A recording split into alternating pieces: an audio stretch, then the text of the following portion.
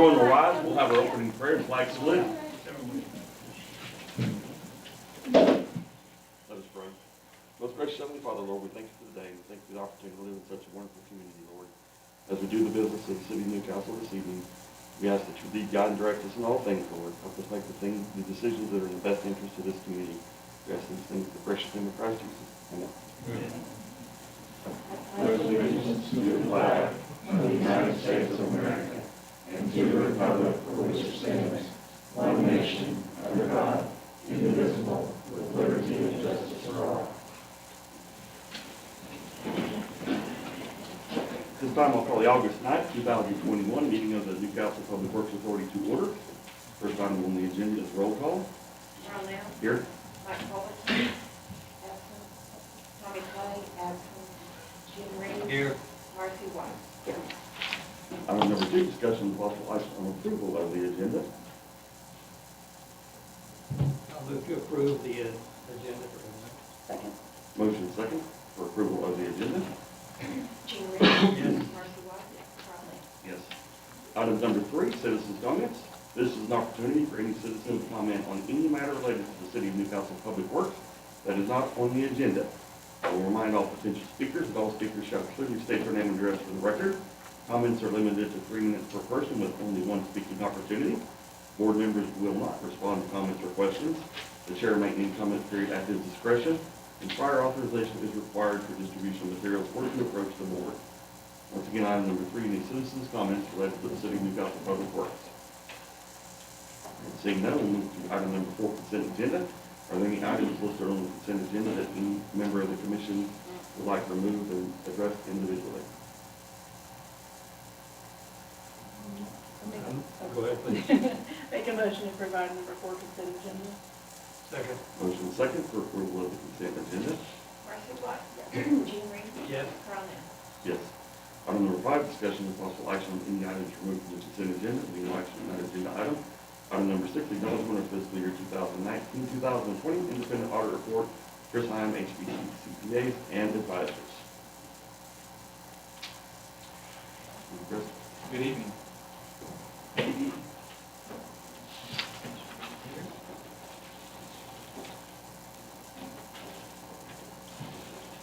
My name is Chris Heim with HBC CPAs and Advisors. I'd like to thank the council, city staff, Crawford and Associates for assisting with this audit. There's a lot that goes into it, so I appreciate all their hard work with that.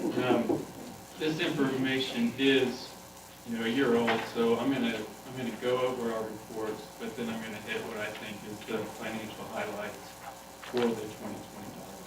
So with that, I'm gonna start on page 5. And this is our independent auditor's report. So what I'm gonna do is just walk down briefly the report and just go over a summary of this. So first paragraph states that we have audited this report. Second paragraph is what management's responsibility. What is the city's responsibility? So the city is responsible for these financial statements. The city is also responsible for the maintenance of internal control within the city. Fourth paragraph, under auditor's responsibility, describes what our responsibilities are. Our responsibilities are to perform audit procedures to obtain evidence. Those procedures are based on our judgment, and then we form an opinion off of those procedures that we perform. I'm going to scoot down to the 5th paragraph. It says, we believe that we obtained sufficient and appropriate evidence for the basis of our opinion. And the last paragraph on that page just states that, in our opinion, the financial statements referred to above present fairly in all material respects. So that's a clean opinion. That's the best opinion that we can offer as auditors. And that just means that the 50 pages that follow this report, we believe are reasonable and are stated fairly. So the numbers that support this financial statements are accurate. So with that, I'm going to go to page 7. This is what's called a management discussion and analysis. It's about 7 pages of a summary of all the financial information. So I'm going to go over the financial highlights here on the 3 bullet points and then point them out in a little more detail as we go along. So the first bullet point there, as reported on a modified cash basis, the city's net position increased by $3.7 million, and the assets of the city exceeded its liabilities by $30.3 million net position. Of this amount, $6.8 million is unrestricted and is available to meet the government's ongoing needs. So that $6.8 million unrestricted is a significant increase from 2018, which we'll see here in just a moment. The bullet point number 2. At June 30, 2020, the city's governmental funds reported a combined ending fund balance on a modified cash basis of $5.25 million. Bullet point number 3, at the end of fiscal year 2020, the unassigned fund balance on modified cash basis for general fund was $2.2 million, or 27.9% of general fund revenues. So what does that mean for the last bullet point? When we look at general funds with other cities, we believe that it should be within a range of 10 to 30% of your general fund revenues. And that would be a healthy position to be in. So right now you guys are sitting at 27.9%, which is at the top level of that ratio. So compared to 2 years ago, that is a very good increase in percentage in comparison to general fund revenues. So from there, I'm going to go to page 10. And this is a consolidated, more condensed version of the net position, and it compares the 2 years, so 2020 and 2019. I'm just going to go over 3 line items. Current assets, that top line, $10.6 million is all in cash. Then that's up $3.2 million over the prior year. The fourth line, non-current liabilities, if you look to the 2020 column at the total, $4.8 million. That is an increase of from $4.3 million. So an increase of about $500,000. That is due to the fire station land, and then the paying down of debt. So the fire station was about $800,000, I believe, and then paying down that debt increased it by $500,000. So, and then the last item, the unrestricted net position at the bottom. If you look to the far column, 2020 over 2019, unrestricted $6.8 million compared to 2019 $4.3 million. If you look back even further to 2018, it was $1.8 million. So very healthy position that you're at right now. And you know, when we're looking at the government as a whole, 30% to 50% of this unrestricted net position in compared to revenues is a healthy position. And in that bullet point that we looked at in the financial highlights, you guys are sitting at approximately 45%. So at that top, at the percentage that you want to be at. And in 2018, it was at 12%. So very good increases over the 3 years there. I'm going to jump to the next page. And this is your revenue and expenditures comparison from 2020 to 2019. And you kind of see why the increases were so good. So up at the top, that first line item, charges for services, it was $5.4 million compared to $4.8 million, primarily just due to the increase in population. So that was an increase of 12% over the prior year. Down to the fourth line, taxes, this is an increase of about $500,000 or 6%.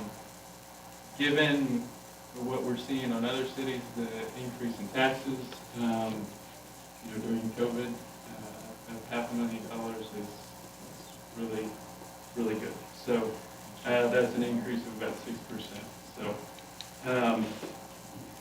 So the line, the third item I'm going to hit is the line that says total expenses. If you look to the far right, that was an increase of 5%. So, total revenues went up by about 1.2 million. Your expenses went up about $500,000. So that just increased off of the prior year, just building off of that. So, and then you get your change in net position, which is your revenue over expenditures at the bottom right-hand corner there, and that is 3.7 million. So your net profit, essentially, for the city at large was 3.7 million. So What line is that? it's the third from the bottom, change in net position. Or from the bottom? Yeah, and if you just look to the far right. Thank you. So yeah, the top's all your revenues, middle's your expenditures, and then it's just revenues less expenditures was 3.7 million compared to 3.1 in the previous year. So building that unrestricted and unassigned net position to more of a healthy position. So from there, I'm going to jump to page 32.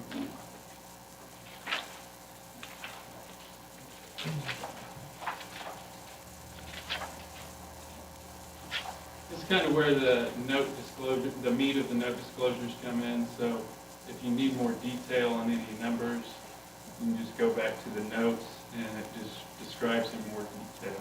So I'm going to hit cash, capital assets, and debt very quickly, but the deposits here just shows your cash balance.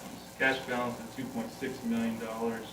And this is where they are deposited. They have some demand deposits, checking 8.5 million, certificate of deposits, a little over 2 million, and then some small money market accounts that total to 10.6 million. But of that 10.6 million, some of that is restricted. So if you'll jump to page 34, that does show the restrictions. So not all the 10.6 million is obviously available. You have to have those restrictions on that cash, and that's detailing of what the restrictions are reserved for. And then below the restricted cash is the capital assets. Just details what you shows the prior year, June 30, 2019, and then shows the additions. And the most significant additions were the fire station land. There's some crosswalks built on the 24th Street, and then some Mack Pinnacle trucks that were purchased. Those are the most significant assets for June 30, 2020. So, and then on the next page, last item here, just shows your long-term debt. Again, a schedule that shows your beginning, additions, and then your ending. The only debt that was incurred in 2020 was for the fire station. So, finishing up here, I'm going to go to our second report that we issue on page 55.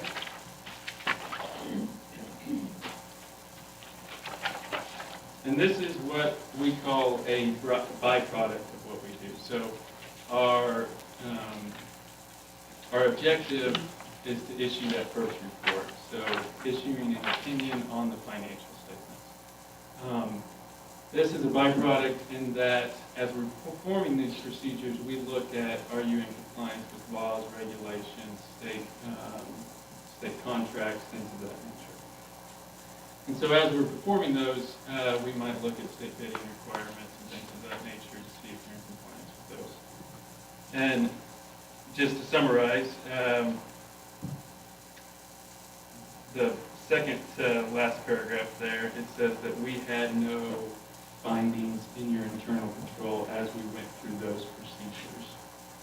And then the last paragraph is a compliance report, and it is stating that we did not find any issues of non-compliance. So, an example, what I just mentioned is we make sure when you're buying capital assets or contracts that you're abiding by the state bidding requirements and things of that nature. So we did not have any items of non-compliance.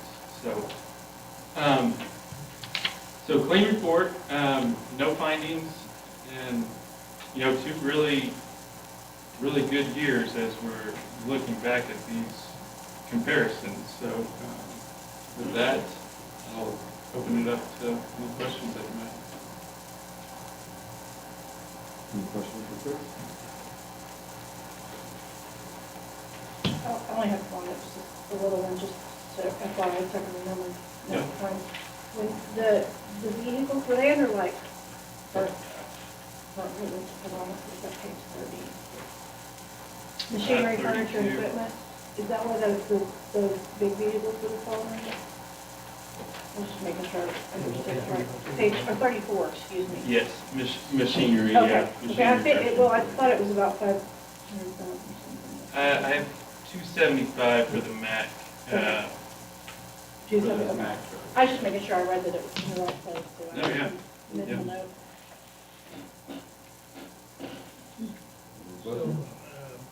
So you don't have categories where you assess each category like, I'm sure it's not simple as red, yellow, or green, but if you found a discrepancy, you would note that discrepancy, right? Right. Are there categories or group, So there's, yes, there's different levels. If we find there's quantitative and there's qualitativeness. If someone's billing $1, then we would bring it up, But if there's a misclass of, it was booked to supplies instead of software of $2,000, then we wouldn't bring that up because that is immaterial to the financial statement. But there are not 3 or 4 general categories of audit assessment, like one would be, did the math work, the other one would be management process, or something like that? Unfortunately, no. That would be beyond the scope of our financial audit, so. But there are all these criteria you're looking for as you go through it. Correct. So each one that would surface, you would acknowledge that. Correct. One thing I think I learned when I was on the school board and as general public, I didn't understand until then, is you're not looking at how we spend the money, you're looking at, you can track it all the way through from beginning to end, is that right? Or is there a better way to word that? You're not going and looking for, I'm finding some, you're looking for. Yeah, I What's the think simple way to say there's that? a misconception that when we come in here, we're digging in and we're gonna look at 2,000 transactions and we're gonna find mistakes. Right. We're looking at, trying to find how much, you have $35.2 million in assets and $16 million in revenue and $12 million, and there's no way that we can go through and track down all those items, and that's why we say reasonable assurance. So this engagement would turn in, it's about 150 hours that we spend on this. It would turn into 1,000 hours if we were to go through every single expenditure. So we use sampling, and we go through those procedures to obtain that reasonable assurance. Kind of That like these a numbers general annual checkup at the doctor, but you are not a cancer doctor or a good doctor, you're not a specialist, you're a That's good a specialist. good analogy. Okay. Yeah. I know that was something I learned, and as general public, I've heard people say all the time, well, that's just a fake. It's not, it's just a general checkup, and then if there were areas of concern that you pulled, you might have said, you need to look further into this, but this is, Correct. your whole purpose wouldn't have been go further than this for this. Correct. Okay. Correct. And I think a lot of people, that second report we get into, that's where we would disclose if we had issues like budget issues or misclassification. If there is systemic things that are going on in the city, that would be brought forward in first report that we're issuing is, these numbers are reasonably stated. We're talking about the numbers Yeah. in a broad sense. But that second report is more drilling down to maybe the issues that you guys are talking about, a little more detail. And those only come up if, you know, as we're performing that sampling of our procedures, we see things that are a little off. Any other questions for Chris? I'll make a motion to acknowledge the fiscal year 2019-2020 audit report. Second. Motion second, to acknowledgement of the report. Marcy White? Yes. Mike Fullerton? Yes. I made it. My apologies. Okay. Jean Reed? Yes. Ron Epps? Yes. Thank you, sir. Thank you. Appreciate it. Thank you so much. Item number 7, discussion with possible action on utility account adjustments. Item number 7A, account number 02-3201-00. Debt service address of 235 Northwest 34th Street, Lynette Anthony. Is Miss Anthony or a representative here this evening?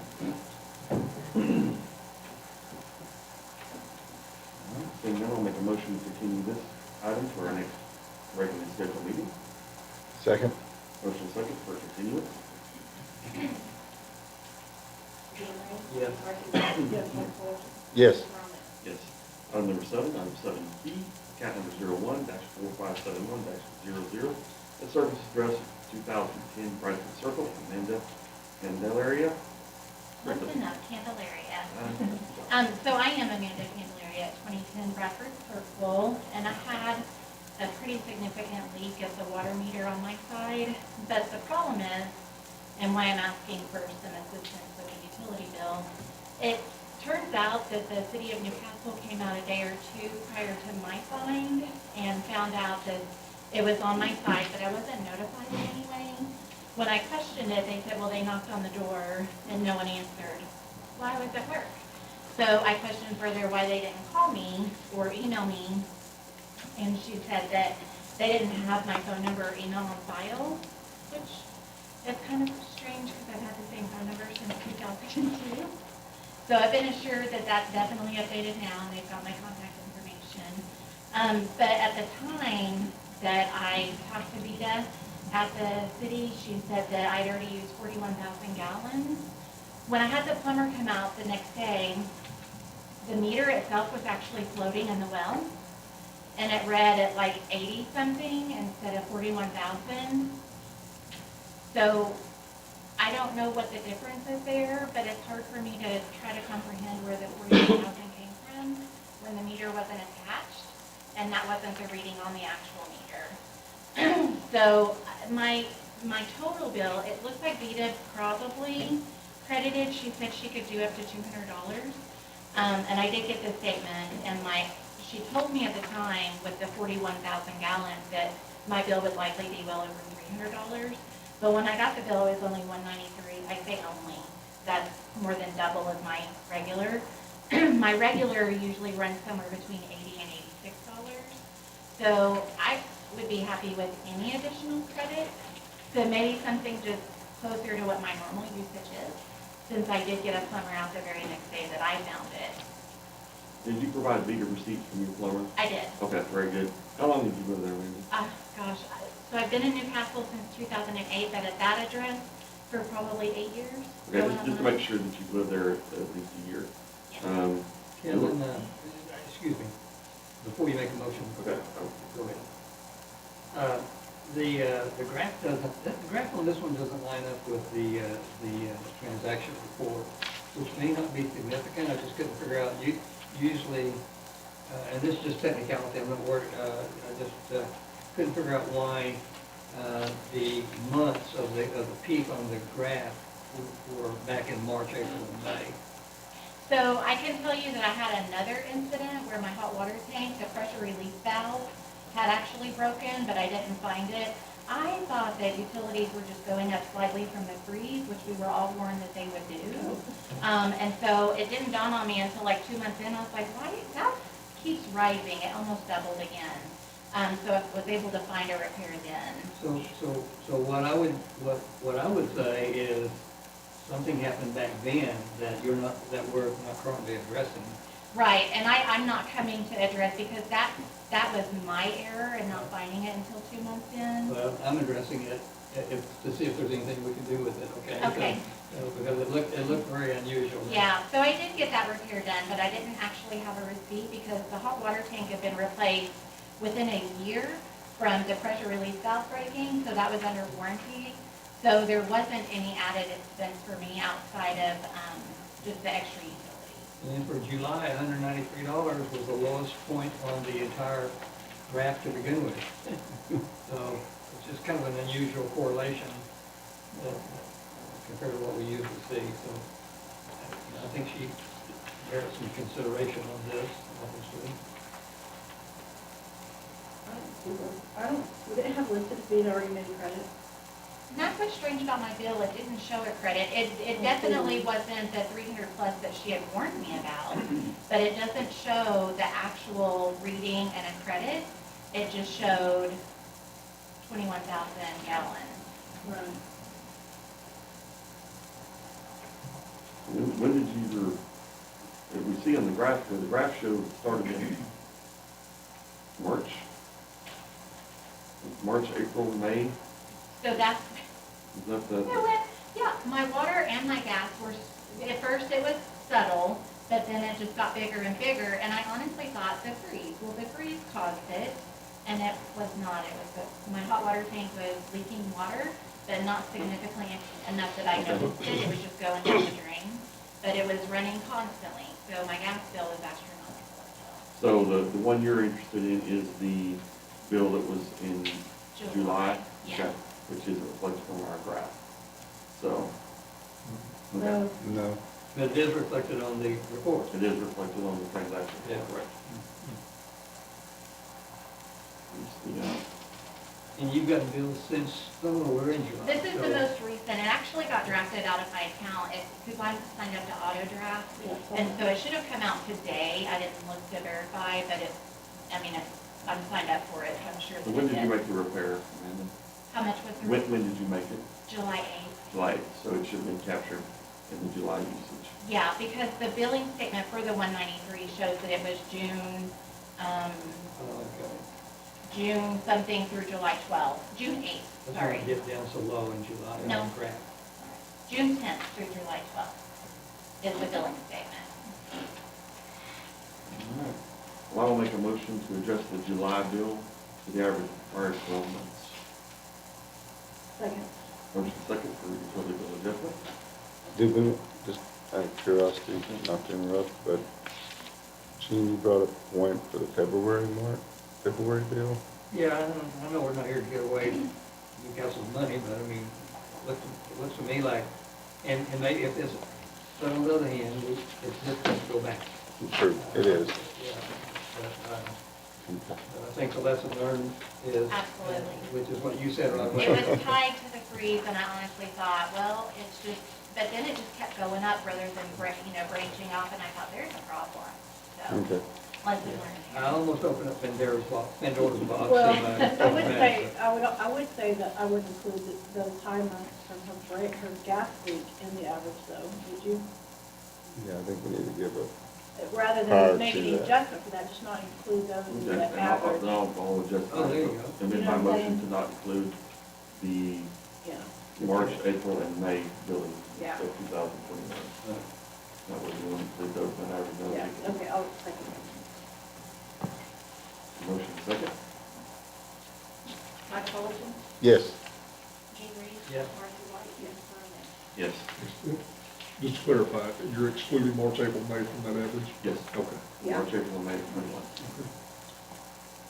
Item number 7C, account number 07, thank you, Amanda, Thank you. dash 2208-01, service address 4600 Crystal Lake Road, Lindsay, Hamilton.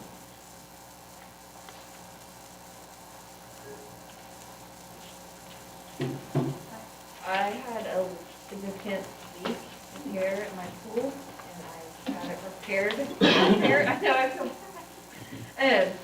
The repairs, I was provided with Rita that I had paid for them and had the leak fixed, and I, since I didn't, or have any more leaks, my water bill was $396.25. The month before was $100.03.05. When did you make the repair, Lizzie? I was invoiced July 12th. All right, so it should have been all captured in the large July bill that you had. Yes. All right, I'll make a motion to adjust the bill to the average of the prior 12 months. I'll second. Motion second for adjustment. Adjustment. Jean Reed? Yes. Marcy White? Yes. Mike Fullerton? Yes. Yes, thank you, Lynn. Item number 7D, account number 05-1660-00, service address 1831 Northwest 16th Street, Trevor, Kelly. Trevor or representative here this evening? I'll make a motion to continue this item to the next regularly scheduled meeting. Second. Motion second for continuance. Marcy White? Yes. Mike Fullerton? Yes. Jean Reed? Yes. Item number 70, account number 08-2668-00, service address at 1333 Southeast 32nd Street, Orvis, McMahon. Mr. McMahon, or representative here this evening. Motion to continue this item to our next regular scheduled meeting. Second. Motion second for continue. Mike Fullerton? Yes. Jean Reed? Yes. Marcy White? Yes. Ron? Yes. Item number 8, local treasurer's report. Council did receive that in the email. Treasurer could not be here this evening. And how about you, Lieutenant? I mean, of course, this is very new. I'll just make it real brief here. It's very first month of the new budget year, but things are looking good to start out with. And we have already received our August tax report as well, and it was up a little over $794,000. So the last 3 months, we have probably averaged about $750,000 a month for each month. So taxes are looking really good, and we just hope that continues. And our departments are working very hard. They did all through last year. They're doing the same starting out this year of staying within the budget as far as expenses, not going outside of that budget, and living with what they've been budgeted, what they asked for. So they're doing a really good job of that. Any questions for Kevin? Item number 9, general manager's comments. We still have the crews out working on Grigsby and Northwest 4th, the Newcastle Acres addition off 130. They're getting very close to wrapping that line up, the 8-inch line. They still have to go back and hook in some services to that. They have also been approached out there by some residents that live to the north of Northwest 4th, and it may be Northwest 4th that curves around and goes straight north, but there's about 7 to 9 houses up there in that location. We don't have easement, but these people have approached our crews out there and the assistant superintendent wanting to know if we can lay the main up there, because they have private lines that run all the way down that road to come back to the main line, to connect to the main. So at some point, we may want to approach the folks up there, see if they want to give easement. For us to actually extend that line would be a fairly easy extension that we wouldn't take much to do, and eliminate a lot of those private lines that are 150 to 300 foot long coming down there to the main line. So once that is completed, once that project is completed, we're hoping to start on the 12-inch line that will be running north and south along Garrett Road out here in the Windermere addition. Looking through the agreement that we had with the developer out there, the original developer, he would be responsible for the cost of materials and engineering fees outside of 4-inch pipe to increase the size from 8 to 12. We would be responsible for the increase on that. So that will be the next project, as long as we can get that agreed upon and taken care of with the developer. Item number 10, any trustee comments? Jeff kind of touched on a little bit. One thing I just want to kind of hit on again is easements. You know, we've only got 33 feet of statutory right of way to get a road surface and all utilities plus drainage in. Those right of ways are getting pretty crowded between gas lines, water lines, and now we've got multiple fiber companies putting lines in our right of way. So as we move forward, we're going to be seeking cooperation from landowners, from property owners. We can provide you a much better road. We can provide a much quicker access to utilities if we can get some additional easements. So anybody that is interested in helping the city out, we're doing everything we can to improve the infrastructure. We've got some money. We're going to tackle some large cost projects that we've been saving money up for, but we sure would like to have some additional easements to be able to build a much better road, provide a better avenue for all these utilities that are coming in, and for us to go in and lay these 12-inch lines to provide better water pressure and fire service to throughout the town. So that's just one of my legit easements. So Mayor, that's specifically section line roads? What Or specifically? any road? Section lines especially, but just like this one that's not on the section line, we don't have easements there, so if anything that we could do on anywhere that we run public utilities will be beneficial. Section lines are definitely a priority. Any other trustee comments? All right. Item number 11 is adjournment. Motion to adjourn. Second? Motion second for adjournment. All in favor say aye. Aye. Any opposed? We are adjourned. This time I'll call the August 9th, 2021 meeting of the Newcastle City Council to order. First item on the agenda is roll call. Carl Nell. Here. Mike Colleton. Here. Tony Clay, absent. Gene Reed. Here. Marcy White here. Item number 2, discussion and possible action on approval of the agenda. Motion to approve the agenda. Second? Motion second for approval of the agenda. Mike Colleton. Yes. Gene Reed. Yes. Marcy White. Yes. Carl Nell. Yes. Item number 3, citizens' comments. This is an opportunity for any citizen comment on any matter related to the city of Newcastle that is not on the agenda. I'd like to remind any citizen that chooses to comment, all speakers shall clearly state their name and address for the record. Comments are limited to 3 minutes per person with only one speaking opportunity. Council members will not respond to comments or questions. The mayor may end comment period at his discretion, and prior authorization is required for distribution of materials or to approach the council. Are there any citizen comments? Seeing none, we'll move to item number 4, consent agenda. Are there any items on the consent agenda any member of council would like to remove and address individually?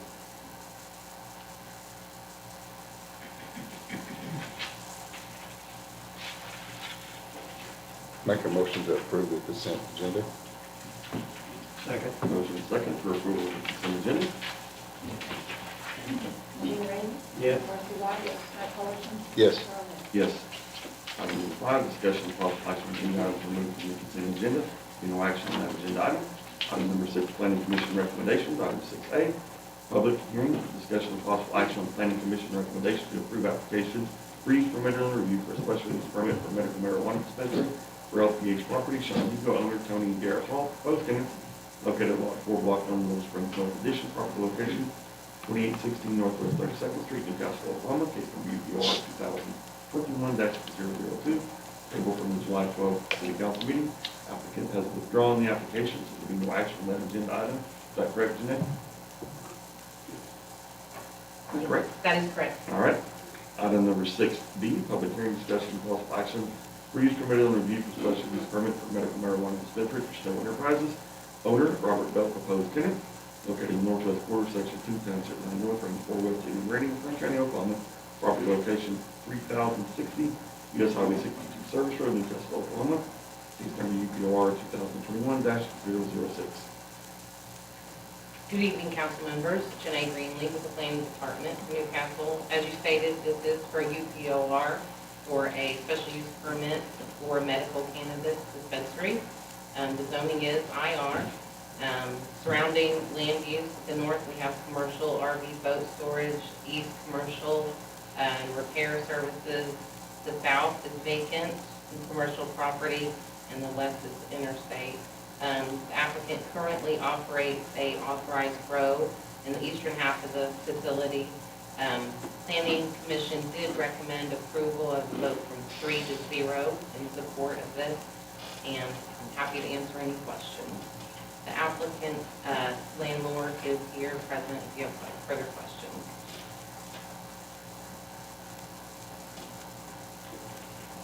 Mr. Garrett, what was in the building before? I don't remember. Oh, yeah, okay. It is just going to take up this corner of the building, the dispensary.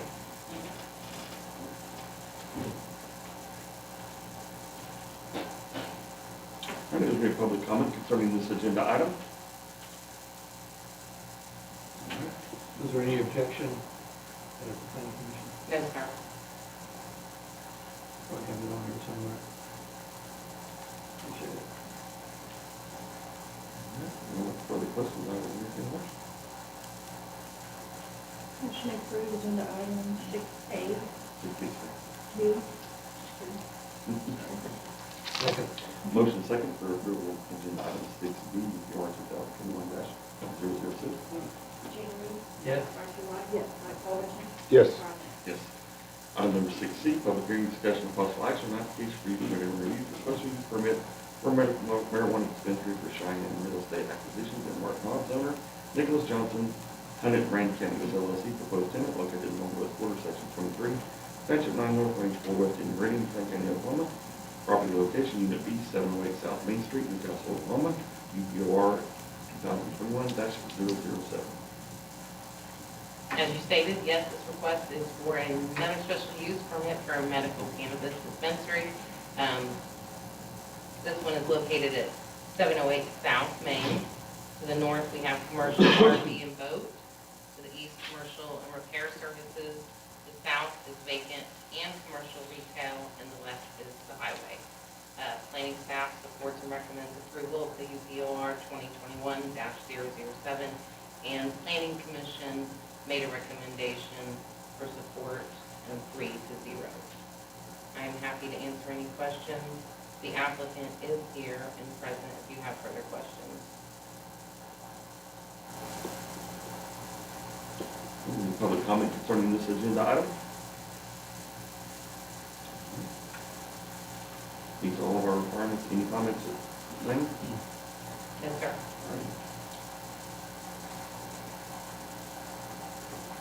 I move to approve item 6B. A second. Motion second for approval of item number 6C. Marcy White. Mike Fullerton. Yes. Gina Reed. Yes. Ron Epps. Yes. Item number 6D, public hearing, discussion, and possible action, application for rezoning for PUD planning and development, PUD Remington Industrial Park PUD, provided July 2021, parcel B only for Snow Enterprises LLC, located at lots 1, 2, 23, 24, block 1, final plat of Remington Industrial Park, section 2, township 9 north, range 4 west, in Meridian, Frank County, Oklahoma, and adoption of ordinance number 888, property address 165, 166, 182, and 183 Northeast 31st Street. Case number R2, 2021-009. So as you stated, this is a PUD amendment for Remington Industrial Park for Snow Enterprises. It involves only these 4 lots, 165, 166, and 182, and 183 Northeast 31st Street. The amendment pertains to the development regulations for parcel B, and it's kind of guided by the CC2 and IR development regulations. What they're wanting to do is to eliminate, basically only have 3 sides of masonry. It is, and as well as to remove the ornamental fence requirement in the PUD. If you look at my cursor, in between parcel A and parcel B, this is the parcel that has the masonry requirement amendment. This is parcel A, and the IR regulations guide this development portion here. This amendment defines, like I said, exactly which buildings and walls are to have the masonry to achieve that uniform look. And the whole Remington Industrial Park is actually surrounded by the IR district, and you will see that as we go on. This request is actually less restrictive than the CC2 and IR requirements under Chapter 154.1001. So as you can see, the surrounding zoning is all IR. So what is contained inside of this PUD is going to be obviously have more masonry requirement than anything around that. So we used our fancy drone to give you guys a little flyover here. And let me see, hopefully this will work. Obviously you're facing west, it'll do a little loop and enjoy the show. So this is looking east down 31st. La Luna is here on your right. That's a new gym on the South, yes, that's the new gym. That is one of the buildings that's in this PUD amendment, and the building that's kind of catty corner directly on the south side. You'll see in this, basically these buildings and other buildings in this development have some masonry, but further as you go east, it's the IR that does that. The development regulations guides this PUD. A lot of them chose to put in a little bit more masonry than required, but most of the buildings do have all the front street side facade at 100% masonry. How will the request compare to CC2? So in CC2, it's really anything that's facing a street has to be full masonry. And then they give a little bit of facades that aren't facing section line streets and arterials. They go down from there with the requirement on how much masonry has to be met on each side. And the IR is basically the front has to be mason. I believe 50% of it, if I can recall, has to be masonry. You'll see that all these, most of them, like this building here, how that is 100% masonry, the front facing the street. The others, because they're not facing the street, don't have to have it. So we've already passed the building on the top. We've had, so the buildings, this is first parcel B, which is in the front of this development. There's 4 lots in parcel B, and yes, we're going to be coming up to the south side of parcel B here in a minute. Just to kind of give you a general idea of what the development looks like overall in this area to help you make it. It's very helpful. Yeah. Want to keep going.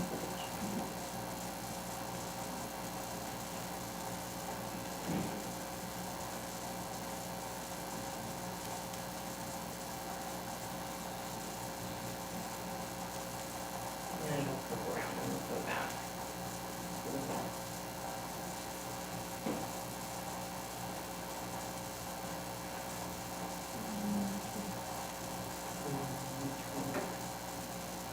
What are we gonna do, the river stuff? That's the detention pond one. That is the detention for this development.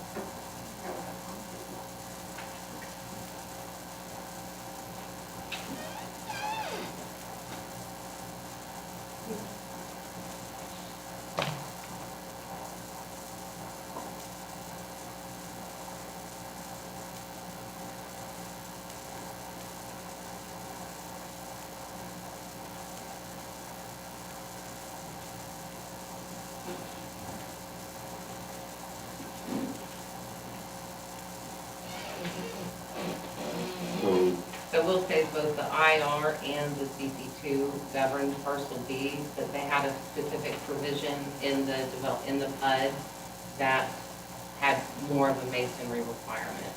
And this is inside or outside the overlay district? It's outside the overlay district. That would be an additional layer for this, but it does not fall within it. But what I'm asking for is pretty much the same thing as the overlay. Right. For some reason, the PUD said all 4 walls, and the overlay says 3. When we did that, Daniel wanted to make a separation, and that with the fence and everything, from the industrial to more of a commercial district in the front. And so he wanted to make sure that everything was more of a CC2 commercial type of area in front, and that's why it was his idea, if I remember correctly, to have all four walls with the facade on it at that time. Can He wanted that to can be I separate. approach you? Sure. So like on the, like what we're talking about, say the fitness center, it's coming up right here on the right. Mhm. Which when we built this building, we didn't realize that it said all four walls. So we're kind of asking for this after the fact. On the back wall, you know, it did turn out sort of more commercial as far as like not industrial, the fitness center, Mhm. not necessarily. But on the back wall of the ones, they did turn out more commercial, but still with like all the heat and air units and things that cut, you know, that puncture the back. Every time a tenant comes in and out, that gets changed. Somebody has an air compressor that's outside or needs an exit door in a different area for fire code, because your door always has to be so many feet from certain office, whatever. So if they weren't rental buildings, it wouldn't really be that big of a deal for the back wall to still be brick. But since we rent them and they change, every time a different tenant comes, the back wall of the building just gets rearranged with. Well, I don't necessarily have a problem with that, just that was the reason Yeah. why he had a vision of this. Yeah, and part. I like all of the ones that you saw in there that are metal, none of those are mine. All of mine have brick on 3 sides or more, because I like brick. It doesn't dent and whatever. But on the back wall, it just I would like to have all 4 sides brick, but it does make more sense financially and for different tenants to rearrange things. One of the other buildings where we had a tenant move out just like 2 months ago, the building had 3 overhead doors on the back, and he needed, for fire escape reasons, a walk-through door legally right where an overhead door was. So we had to take the overhead door down in it and put a walk-through. If that would have been brick, you know what I mean, it just keeps people, just makes it a little more versatile for us to put it on the back. It's not a problem with it all, you know, 3 sides gives us, I think, the look we're looking for. You know, since that was right there by the overpass, and you get a higher visual of everything, that was something that Daniel wanted to do to make sure, and you're doing the 3 sides and pretty much everything visible from there, so I have no problem at all with it. Yeah, this just slide outlines which sides will be 100% masonry, and none of them are facing the street. They were all, the metal side would be oriented away from face the street. That and also the removal of the ornamental fence, because an HOA was really, or property owners association was never really established there. Ms. Snow did speak with the surrounding property owners, and they were all for, please don't make us put up a fence since we're not going to have anybody to maintain it. So we're taking that requirement out of the code. The staff supports and recommends approval of our 2020-009. Planning Commission did recommend approval at a vote of 3-0. Is there any public comment concerning this agenda item? Initial comments from council? Just an observation, the PUD process really almost always is designed to protect all the residents of Newcastle and everything, and some people aren't familiar with it. But we also have the ability to make changes when it's the right thing for both the property owner and for the city. So making a change to a PUD is not, not novel.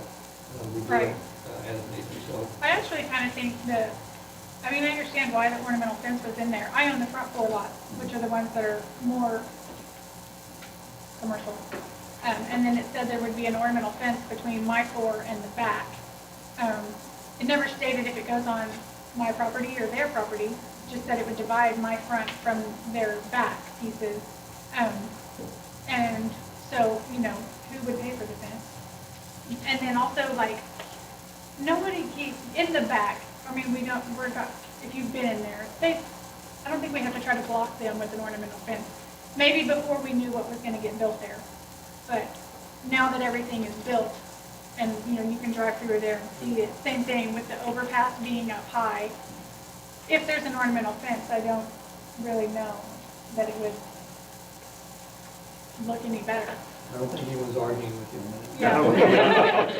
I'm in favor of it, and I don't know that there's anybody here that's not, so it's not, I don't know that we need to beleaguer it any unless council's got any additional questions. I would just throw out, your recollection is correct. It was because Daniel was going to develop the front more commercial, he just wanted a decorative fence to show the dividing line, and that's not what happened there, so. Regan? I make a motion to approve item 6D. I'll second. Motion second for approval of item number 6D. Jean Reed? Yes. Marcy White? Mike Sullivan? Yes. Yes. Item number 6E, discussion of possible action on adoption of the emergency clause, of ordinance number 888.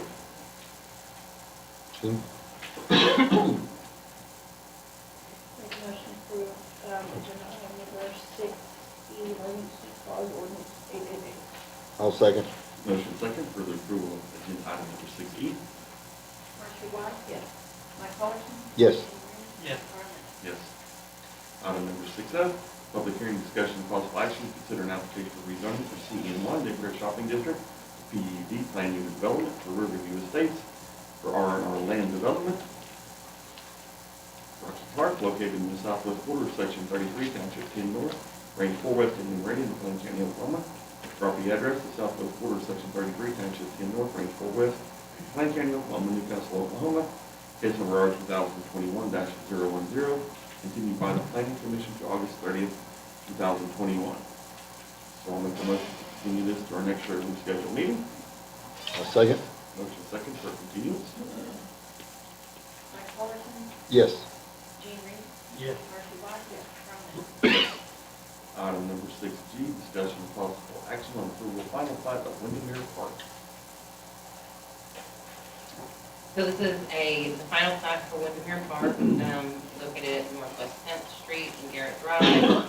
Per Planning Commission comments, they did go back and they added 4 parking spaces, one with a van accessible space, and limits of no access and no parking on 10th Street, and limits of no access along Garrett Drive here. It does meet all the conditions and requirements of the final plat. Planning Commission voted 3-0 for recommendation at the last Planning Commission meeting. This just is a kind of a sketch up of what the park will look like, and of course the site development plan.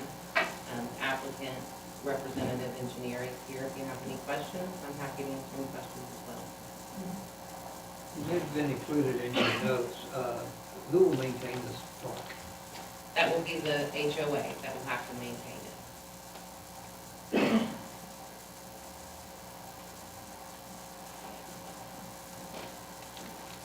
Any public comment concerning this agenda item?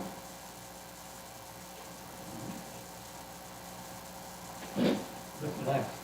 Nothing that wouldn't work. I hope it'll look really nice a few years from now, so I really hope. And I expect it will. But, we're very, that's how it is built out. I think that's a nice little feature of that area particularly. So they will have to bring a building permit in, so we will be reviewing this when they bring a building permit in for this park. So we'll be able to compare to the, And today that ties very closely into the sidewalk system, or? yes, there's a bar ditch along 10th Street, but there is sidewalks along Garrett Drive. And then it extends down 10th Street to the east. Thank you. Something that has been brought up to me, will this be all-inclusive? The features in this park? All inclusive for Handicap. handicap Yes. accessible. That's a good question. I will let the applicant's engineer expand on that. Good evening, Jason Spencer, Crafts and Toll Associates on behalf of the applicant. So is the question whether the amenities will be handicap accessible, or is it? Correct. So, I mean, obviously some of the swings and those things aren't. I don't have the details on all the amenities. The sketch that's there is what they are kind of looking at. So it's something I'd have to dig more into. As far as,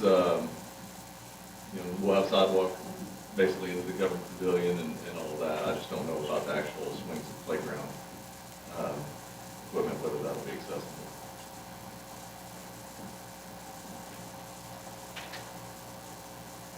doesn't look like it from zooming in on it, but probably a lot of heat for Newcastle. Well, we'll have some in our next stuff Right. we put in the back end, so. I'll mention that to the developer, and as Janae said, we'll have to submit for building permit as well, make sure that it meets any requirements that you guys may have for accessibility. Anything they could do, we appreciate it. Yeah. Absolutely. That'd be great. Thank you.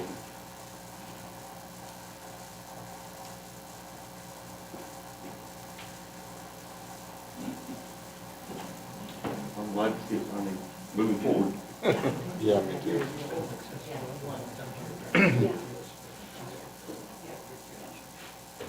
Gordon wanted me to point out, like I said, that there is one handicap accessible spot, which that's required ADA requirement for parking. Right. Yeah, I that thought is there. Yeah. The sidewalks look to be, we were looking at that. You can't make every toy, it never is, but even just adding one swing that has the, you could put a wheelchair child in it would be a great move. You could do it. Anything else? Any motion? Yeah, motion approved, agenda item 6G. I'll second. Motion second for approval of item number 6G. Jean Reed? Yes. Marcy White? Yes. Mike Rogers? Yes. Yes. Item number 6H, discussion of possible action on approval of final plat of Meadow Creek Addition, Section 3. So this is the final plat and improvement plan for Meadow Creek Section 3. Staff has reviewed, and as well as our city engineer, it does meet the requirements of the subdivision regulations and improvement plans. We do recommend approval of this for the final plat of Section 3. Planning commissioners did have some questions on a couple things. The connectivity, there is an easement that one of the homeowners has that's on 18th Street north of this addition, that will connect this Meadow Creek Drive, will be left open for future development to the north and to the south, so it'll be sub out, it won't be closed. And then the detention for Section 1, they're going to build, for Section 4, they're going to build that detention pond to make sure and handle all of the drainage for the whole development that's already built, and then this proposed for Section 3. And they do have the easement with the drainage here. Mr. Sullivan spoke at length of how this channel will work and carry all of the water into this detention area here. The applicant is present for any additional questions.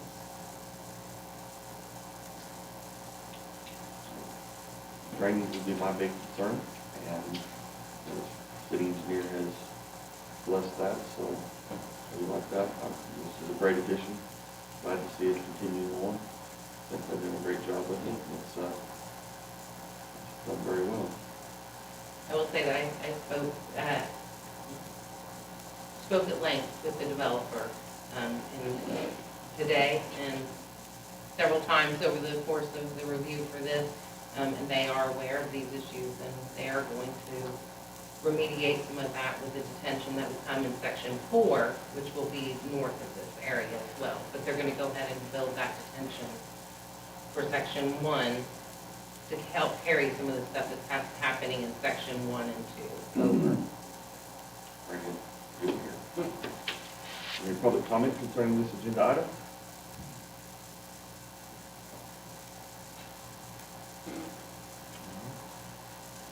Mayor, as a side note, I'd like to say, first of all, kudos on the staff reports that have gone with these items. I don't know if that's relatively new or brand new, but to me, that was very helpful, to see both the PDFs and then the staff reports. And my question doesn't apply as much to this particular one, but I was wondering, will that staff report, does that stay connected with this?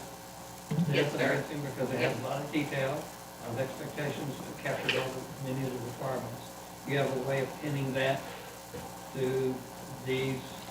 Yes, sir. HUDs or This one is In RF1. this case, yeah. Yes, and that, we'll be getting more and more details, but yes, I appreciate you saying that, and yes, it will be connected as these move on, and then through the development phase. So once you approve the final plat, then you're getting into the development phase of that to make sure that it is constructed per the approved plan. So if new things come up, you will attach that to your staff report? Yes, but there can't be really any deviation. They're pretty much stuck to what they have as far as the number of lots, the drainage areas, the common areas, how the drainage is gonna work and those drainage calculations. So that they're pretty much tied to it once those improvement plans are approved. But some, And they have to construct it per the improvement plan. correct, but however, sometimes something comes up in here that we all agree to, and our history, sometimes we ask ourselves, are we remembering those agreements? So I agree with you, there's probably not gonna be any changes, but if anything does come up, you will amend or you'll add to? Yes, sir. Yes, sir. Just like I did with moving from planning commission to city council, updating any comments that were made by commissioners and adding them to the staff report for city I council. think we benefit from that. And one of the things that we've talked with Janae, Kevin and I about at length is if we see areas where we need to update ordinances, let's update ordinances so that we don't have things progressing from planning to council that have, 10 different stipulations for a development that may be a straight zoning. And, in order to keep those cleaner so that our inspectors and our engineer and our planning department can more consistently follow those developments. And so and Janae's doing a great job, and we'll see over time a lot of ordinance updates that will come through that have been needing to be done for quite a while. And as she's finding those, she's getting on those, and she's gonna work those through planning and then going to us so we can make sure our ordinances are where they need to be as well. In fact, you'll be having one come through for height regulation, which is very, very big. Regulations? All righty, I will entertain a motion. Sorry, Gina, this not caught on with it. Not for council meeting. Necessarily. Me and G might be Don't a carry problem. this too far. No, I know, right? Just gotta know when to keep my mouth shut. Make a motion to approve, was it item H, 6H. 6H? Motion second for approval of item number 6H. Mike Fullerton, Yes. Jean Reed, Yes. Marcy White, absent. Carl Nell. Yes. Item number 6I, discussion of possible action on approval of preliminary plat of Farmington Addition, section number 5.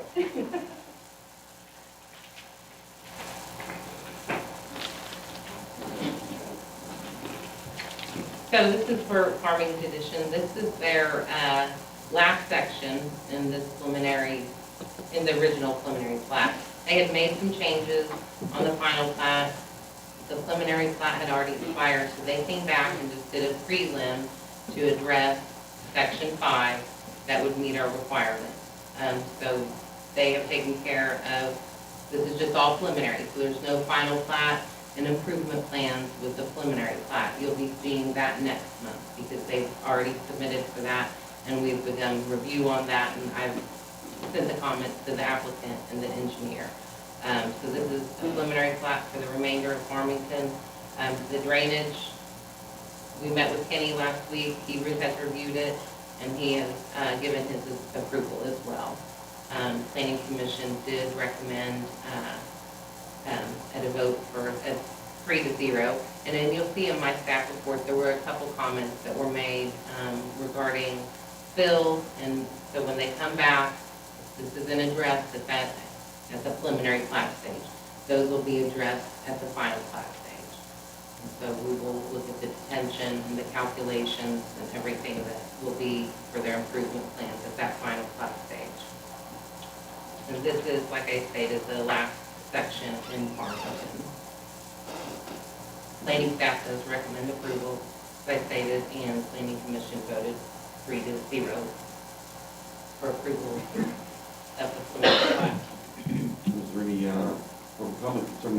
agenda item. Alright. This one and Meadow Creek both, they're probably on their 13th or 14th year of development. And they're finally getting developed out. And she said we will see the final plat at some point in time in the future. We'll see it, it'll be, the final plat will go this month to August, planning commission, so you'll see it in September. And if you're wondering why we're just seeing a preliminary plat on this, preliminary plats have an expiration date according to ordinance. And so if you don't get a final plat in by the right time, then you have to. The 2 years, we're probably going to be doing some adjustments so that we fall more in line with most other communities, which is not about 5. Correct. So that's one of the things you may work on, so. So, I'm not real familiar with that there. Does that mean all other sections have been 100% complete? Or are there sometimes concurrent, there's got to be some concurrent, obviously. They can run concurrent, yes. But with Farmington, because there's some recent construction out there, so they must still be working on section. And they don't have, it's not built out. No. The infrastructure is built, the streets are built. Right. So we're seeing some build out still and now proposed or approved new, next section, section 5. All right, thanks. I was wondering, I don't know who was asking that. Is there someone was asking me the other day, are there rules associated with that, or just however they want to do it? If they want to do 2 sections at once, they can, like, I was like, I have no idea. Or do they have to finish a section before they get started again? Or is No. that just up to them? It is that, once you approve the preliminary plat, which is their whole ownership and looks at the entire development, it's up to them how they want to include their favorites in sections. And so, Yeah, I had no idea. and each section has a final plat with a set of improvement plans. Gotcha. So each one addresses paving, water, sewer, drainage. Oh, okay. Each section does. They have to account for that in each section Gotcha. of their final plat stage. Awesome. Thank you for that education. I did not know. Thanks. Always learning.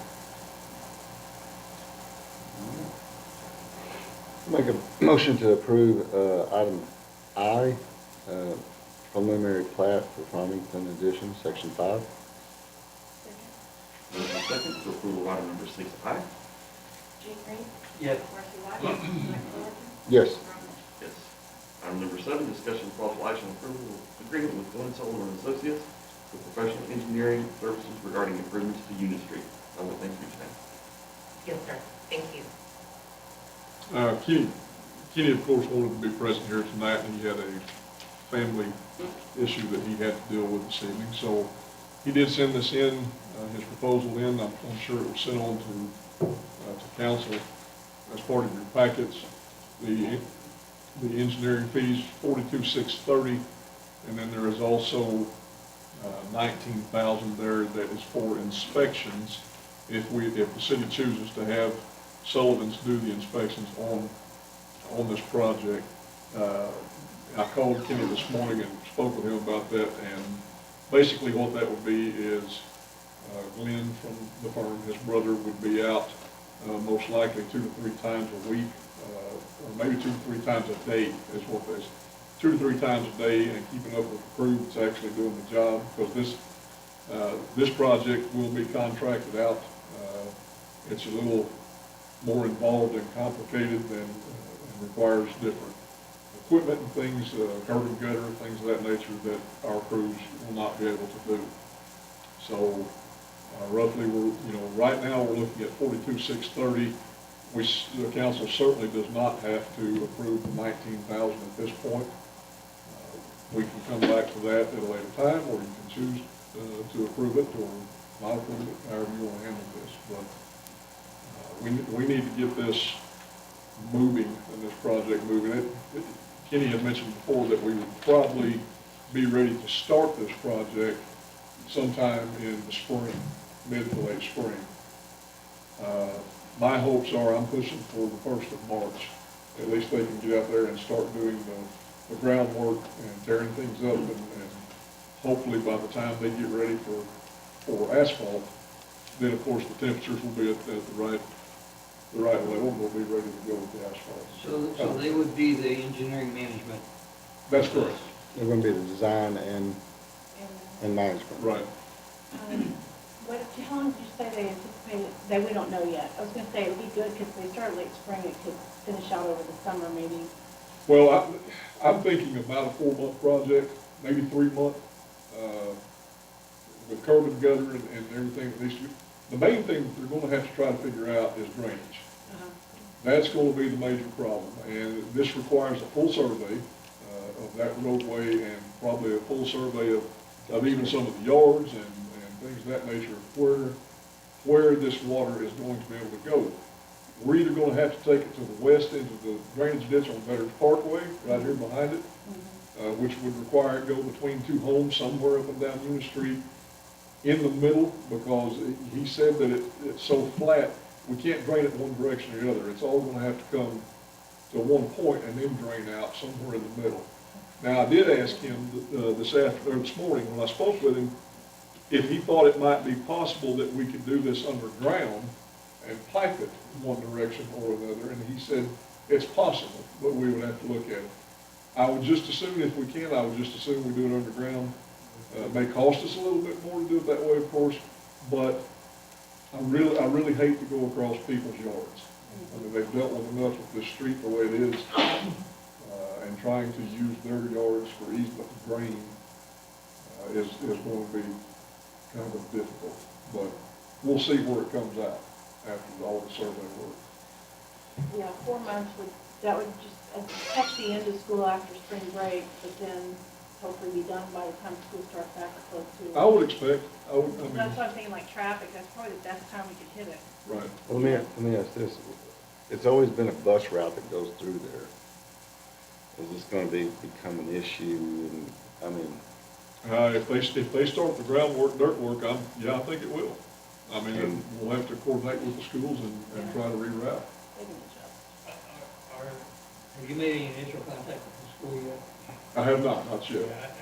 I think that's probably really a priority, and just let them know, because they're, already it's gonna be like a what? They're gonna be kind of surprised. I'm sure they're gonna welcome the long-term, Yeah. result, but yeah, we need to let them know right away, and we need some magic to figure out, even when there's no street work here, that is a remarkable traffic hazard, and not hazard, but a bottleneck there. Well, I've been thinking about that, and I'll bring that up in my comments, but, just to kind of throw it out there. Okay. we're talking about curb and gutter, that's with the asphalt section on it. Our drainage, and we're looking, you saying we're still looking at maybe running underground in between the houses, or at one of the ends and out somewhere else? Yeah, Ken, I mean, he thinks, of course, I mean, it's all gonna be dependent upon the surveying, but it's possible that we may be able to pipe it underground to the north. It would have to go to the north. So, I mean, we'll see. That's my hopes. I'm really hoping that survey comes out favorable for us and we can do that. And I guess, is there anything that we can do in the meantime? I mean, I know I don't want to throw a lot of money at, but there are some big holes down through there, I wouldn't, yeah. Yes, we can go out there and throw some gravel in it at least, but just want, I hope people understand that's very temporary and we're moving to get this fixed. Yeah, we're fixing the gravel. Yeah, I know. This is a huge expenditure, so, you know, with our audit results earlier and the funds that we've been accruing, this is the reason why we've tried to accrue these funds, is to hit some of these large ticket item projects that take us a while to save up for. And this is gonna be big, but it's desperately needed. And I agree with the gravel for now. I think it's fair to keep us going until we can do it finally. And for my purposes, you know, I just assume approve the inspection at the same time, get it approved and over with, and they've always done a good job inspecting for us in the past. We expect nothing less. Are we gonna have soils tested and stuff as well? I believe he said it did include soil testing. It won't, of course, there won't be any compacts or samples or anything of that nature of asphalt after, none of that is included. Okay. But I would think with Kenny on top of it and his brother on top of it, and then, John as well, I think we'll be in pretty good shape. Just to make sure that our sub-base. Absolutely. Yeah, and that's their main focus.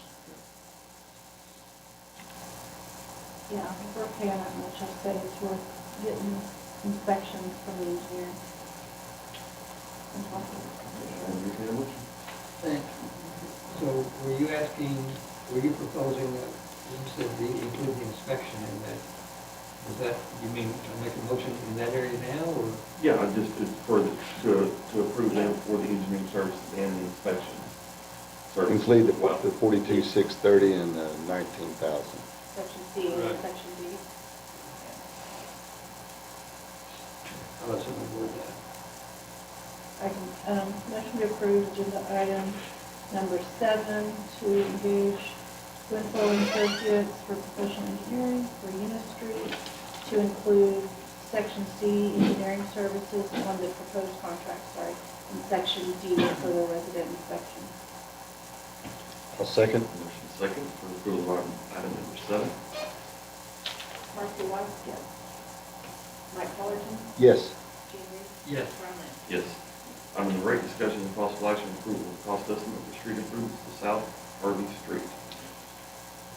So the street superintendent sent an updated estimate for this project, roughly $177,000. Now that did include, he always includes the personnel cost, just to show it.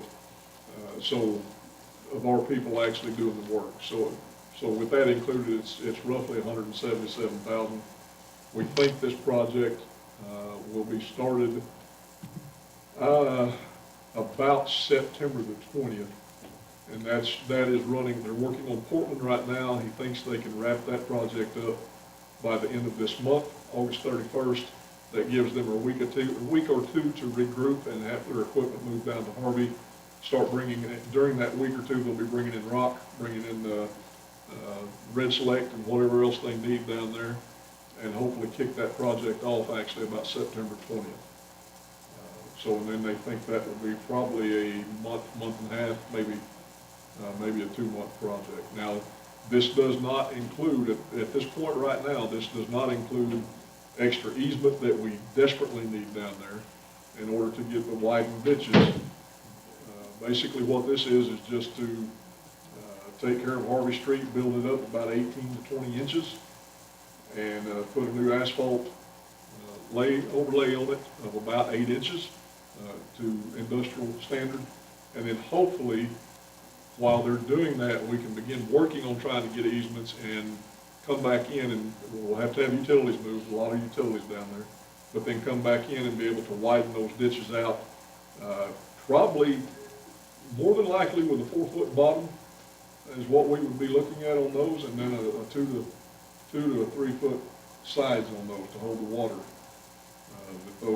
that they deal with down there. So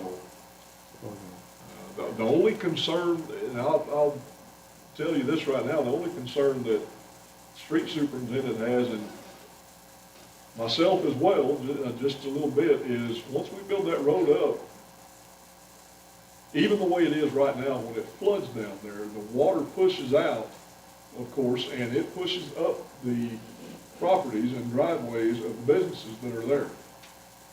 Specifically one, Cimarron, that used to be, I don't know if they're still there or not, but anyway, in the building right there, one year it got fairly close to their overhead doors. It had rained so much. I mean, when it floods like it has here in the past couple of months, they have major issues. Building this road up without being able to widen and deepen the ditches at the same time,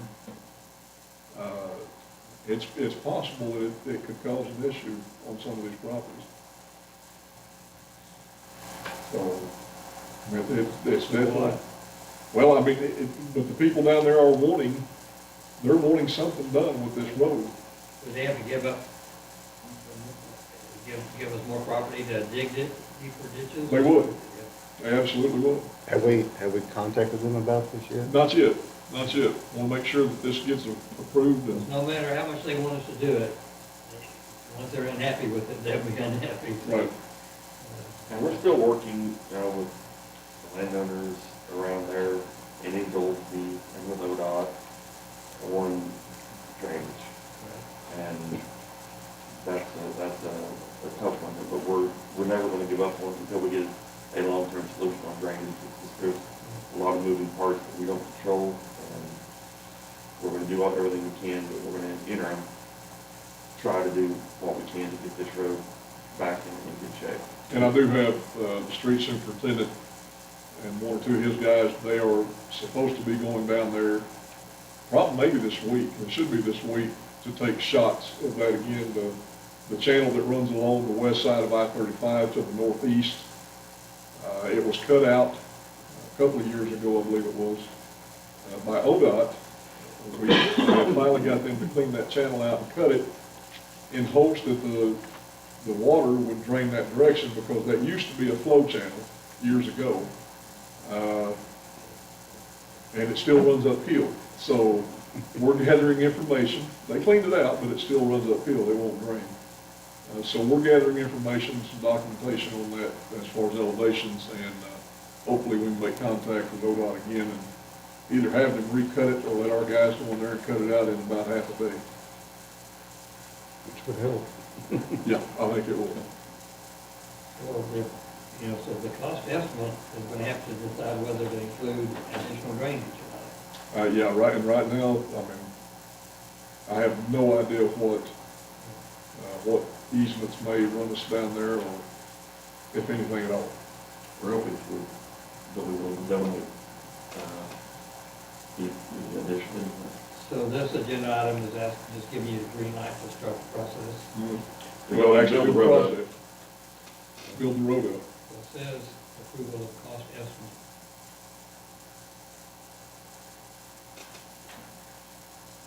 What now? Say that again. So this is the estimate, so basically, it's just, us approving the cost to construct the road. Definitely the cost. No, it's around $177,000. Okay, Yeah. okay. 176,853. Yeah, but it may not include the additional. That does not It does include not. easements. Or Cutting constructing of the the ditch. drainage, or Correct. anything else to move utilities. Sorry, I forgot that we had that detail on the back. Kevin, I do have worries of when we do build up the road that it could flood back up into people's lots and. Well, it's very possible. I'll certainly talk with Kenny about that in depth, but I don't know that that's gonna be a real issue, because we'll have pipes and water will be all around on both sides, so it'll seep its level. It's not like we're damming it up, there's flow through, so, and it's all coming from the west, the buildings are on the east. So any damming impact raising the road would have would be to the properties on the west side. That's what Which I'm. none of those are the ones that have issues. Okay. It's the east side properties, on the east side of Harvey's that have the issues. So I'm if just it's worried coming about the other way, I could see that there may be some concern, but My concern is on the west side. yeah, the west side, we don't have any issues yet. Entertain a motion? I make a motion we approve item 8. I'll second. Motion second for approval of item number 8. Trustee White? Yes. Mike Fullerton? Yes. Dean Reese? Yes. Ron Lee? Yes.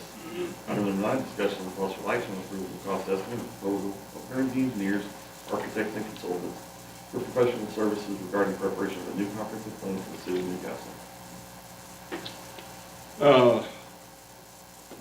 very exciting line item.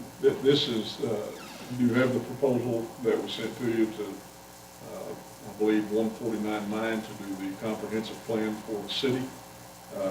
Representatives from Guernsey are here tonight to answer any questions that you may have, explain their proposal, explain a little bit of the process of how they go through this. But myself and Janae and Jeanette actually met with these ladies a month or two ago, I believe it was.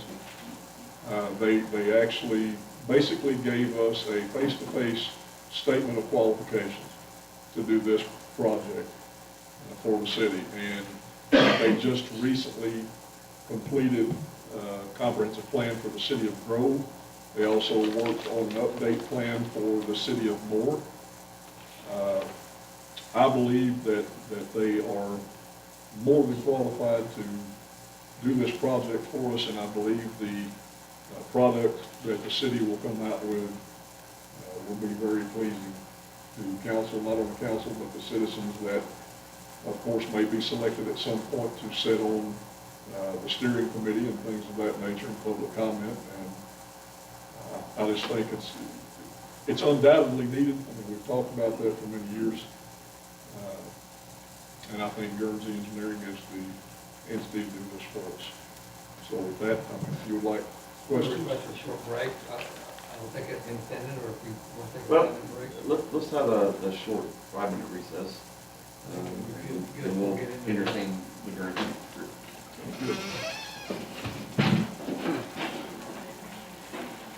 I know, right?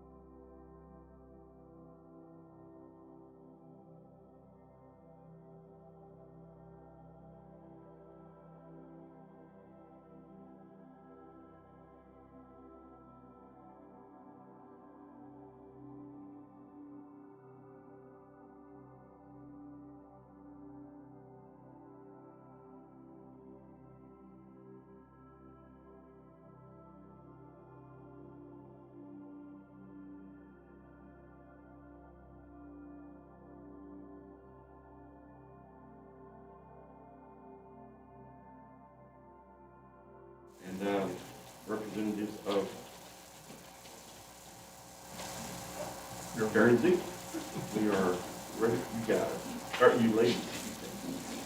Sorry for the Either delay. way. Thank you. Well, thank you all for your time tonight.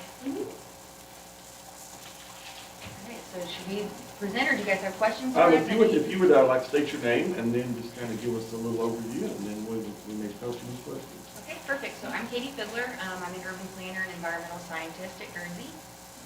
My name is Laura Berge, and I'm also an environmental scientist and urban planner with Guernsey. So we, as mentioned before, we recently just worked on the Growth Comprehensive Plan. So what we gave you all is a typical scope of work that we do for comprehensive plans, but we also refined this during our process with Growth, so we're fresh off of it, and we've, lessons learned and things like that. So we incorporated that into our scope of work. Because as you go through these, you find out what works and what doesn't. So we'll just give you guys a quick little rundown. So we start out, the bedrock to us of any important and meaningful plan is going to be community engagement. So we're not going to come here and then go hide in our cubicles and you won't see us forever. We plan on being out at community events and trying to facilitate dialogue and really get positive and strong feedback from community members, or negative. Like, we want to hear everything. This is going to be your plan. We're the technical experts, but at the end of the day, if you all get a plan that you don't see yourselves in, then it won't be implemented very well. And we noticed you haven't updated your comp plan in a long time, so this is definitely, it's time for it. And I think community members will be really excited about that. So we'll create a public engagement plan and implement that, including we'll interview stakeholders, we'll form community committees, technical advisory group, citizen advisory group, start a social media campaign, project branding, and again, really just kind of embed ourselves in your community. And then we will go off of kickoff meeting with staff and important stakeholders, look at existing plans and documents, existing conditions report, we'll go through that. That will be deliverable. And then phase 2 is where it gets fun. This is where we do vision and goal setting with the community. This will be carried out through a number of ways. We will do online engagement. I know COVID is still a thing, so we actually created a platform called the Guernsey Interactive recently. It's an online platform that we use. We can do surveys, we can put maps up, we can get comments from people. And again, I think it's good to have a multi-pronged approach to public engagement so that we get everyone. And then, like we said, we'll have an open house. We will show up at community events and set up little booths, whether it's at a football game or whatever it may be, just so that we can get more public feedback from people that we might not catch otherwise at an open house or public meeting of that nature. So we work very hard to make sure that we capture as many opinions and viewpoints as we can and incorporate them into the overall plan. Then we will look at policy framework and implementation strategies. We'll look at different growth scenarios and development scenarios and play that out and see what people like, what people think. And out of that, we will create a future land use map. So this future land use map will really be used going forward to create those capital improvement plans and projects so that, you're not laying water lines out to a place that the community is determined to be open space. We don't really want development there as much. That way, it really just gives every facet of the city a way to move forward and have a plan to follow throughout. So, that'll also go into ordinances and those types of things. We will let you all vote on that and look at it. Nothing will be done in secrecy. It will all be transparent, and you guys will have a voice in all of that. So, after that is adopted, we will move on to principles and policies and really seeing what strategies you want to put into this to make this work for you all.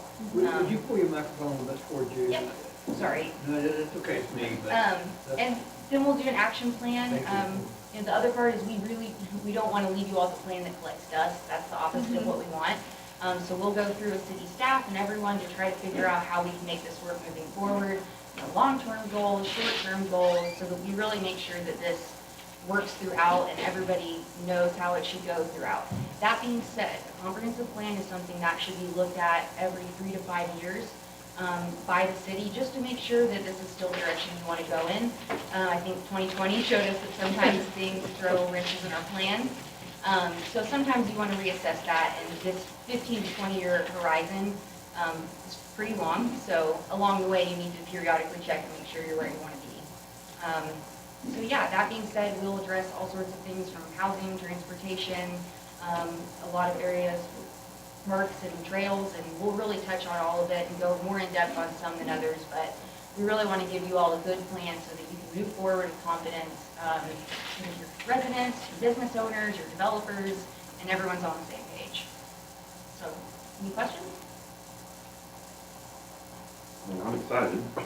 And you guys have obviously a significant amount of experience doing this, so that makes me feel very confident in our ability to get a product that's really going to be beneficial for the city and give us something that everybody can be pleased with. So I'm excited. Do you bring benchmark suggestions or recommendations based on what you know of other cities? Yes, and we provide a lot of, in the ones we've done before, we provide a lot of case studies as well. So we'll look at communities that are comparable in size and, makeup, and that way we can say, this city that's similar, they've been doing this, or the city that's a little larger, they've been doing this, do you all want to, do something similar? So we do provide that benchmark, but we also provide, not just the standard, but say you can go here or we can go a little more. But yes, we do that. And again, we give a lot of recommendations throughout of example projects in different places and how that's fared. So. I know you'll have several points of contact, but I'm a little naive as to this process, in terms of at what point, how often, and I'll ask this to staff, to staff and to the mayor as well. How often does a council typically get engaged along the way? Because there's a lot of activity there in the community with other organizations and everything like that. So are we a frequent touch point or an occasional touch point or once a year or? That's actually a really good question, and that's something that we'll work with you to, discuss and plan for. Either once we're moving through these different stages, we can bring it before council as a resolution for you to vote on, or we can wait till the very end. Sometimes when we have consistent meetings like this and consistent big parts, people can kind of get tired through the process. So it's really just up to the city and what people want to do. And that's a good point to make. We like to be really flexible. Every town and city is different. So if that's what you all want, is these touchstones, one thing I think we would probably recommend adopting is that future land use map. Because it's kind of in the middle, and then that gives us a good point to move forward. And then as we're writing a document, we know that we're basing it off of this future land use map. But we're here to be, present as much as y'all want. If you guys want, status updates at the council meetings, and like you said, to vote on the big things, we can do that.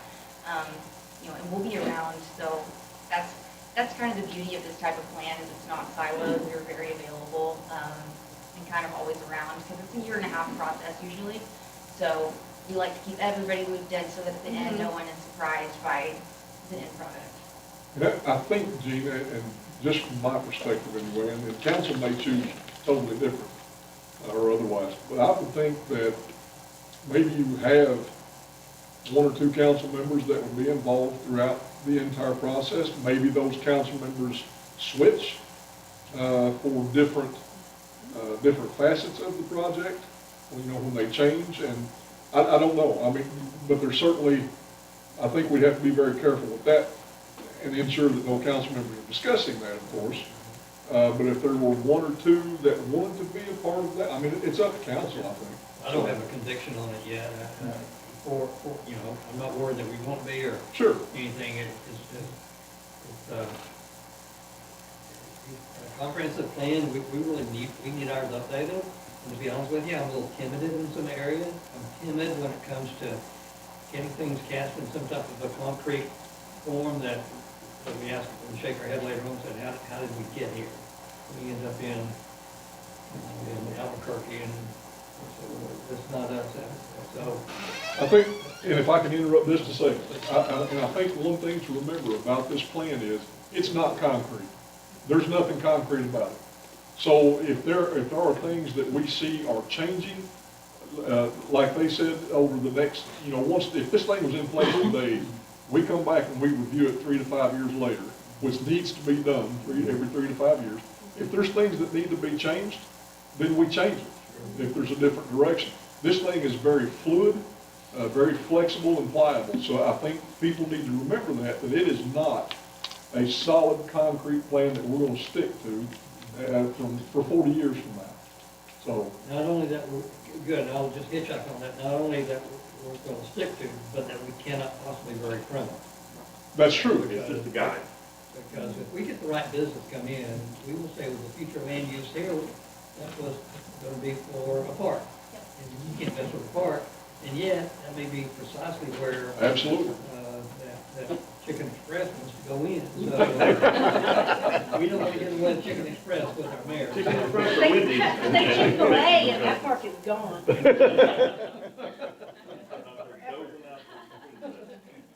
ask one more, my last question, so I've kind of dominated the questions here, but, how about census data? We happen to be coming upon, Yeah.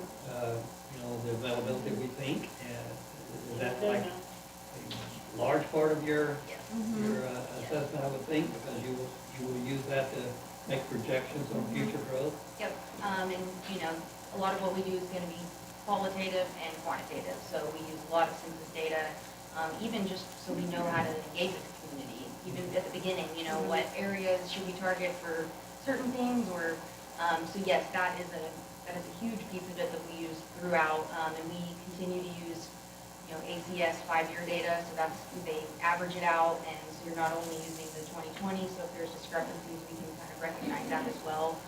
But it is very data heavy, as much as it's fun to go and do the vision and goal setting, and that's a huge part. A lot of it really does fall on that. And we present that data throughout the comprehensive plan so that you know what numbers we were basing these things off of. In your experience with Grove and other communities, to what extent did you engage with the school system? Are they a customer of the plan, or are they part of the? We have a superintendent of the Grove Public Schools. He served on our technical advisory committee, so he was really connected throughout the process.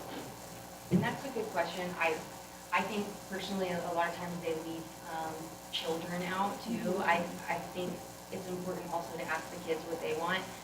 They're not paying taxes yet, I know. But I think it's important, if we're looking 20 years out, to see what they like and what they want, even just get them informed on the process, because then they're gonna be better citizens as they grow older, and feel like. Future voters. Yeah, exactly, there you go. So, but yes, we would like to incorporate, because the schools are super important, The district just did a lot of strategic planning themselves, and they had actual students in the scheme as Olivia built it. I love that. And then I think the superintendent consulted with like a group of leadership, group of like about school.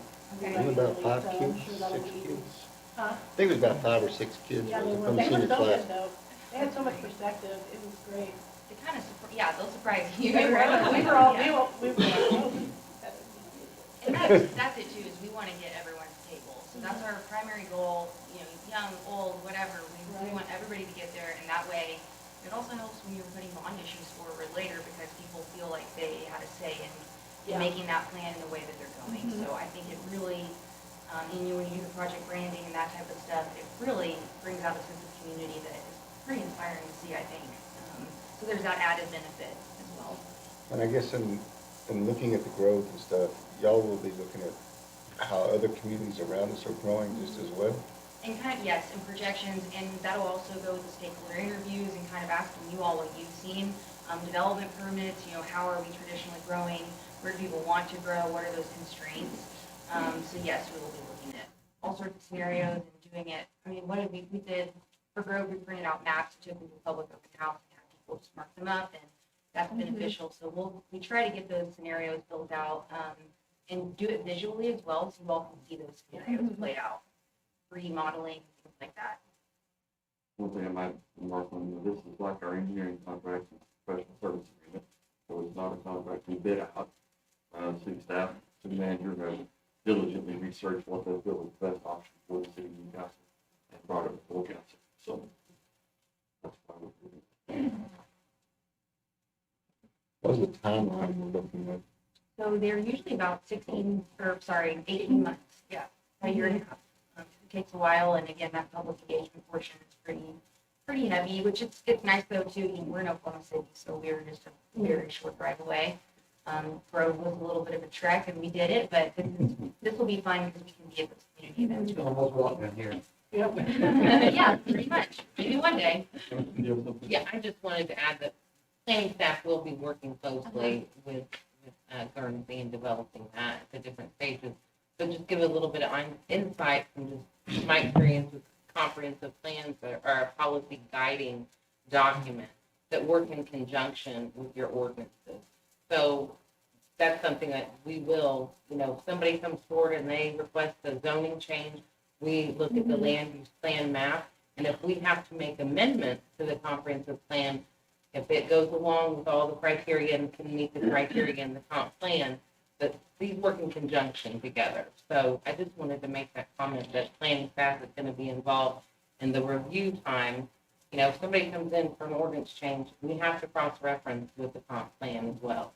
And if an amendment can be met and it meets the criteria, like I said, then we do that. Janae, quite honestly, I kind of know that it's not a concrete deal. I kind of understand the relationship of it, but you get that, not everyone perceives it that way. So the goal, one of the goals I would have is that people understand Yes. the perspective of this plan. That's huge. And That was well said, Janae.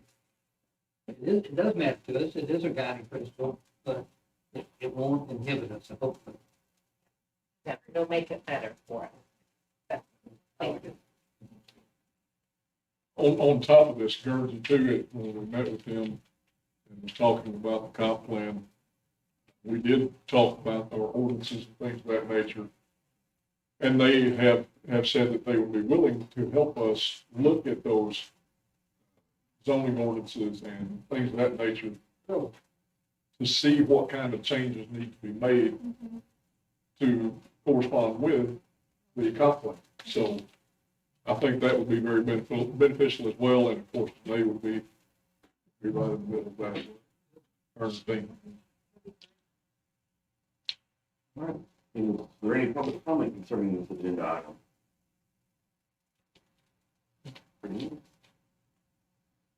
Nothing. So we just need a recommendation to move forward with the proposal? Just approval of the legislation. Okay. 149.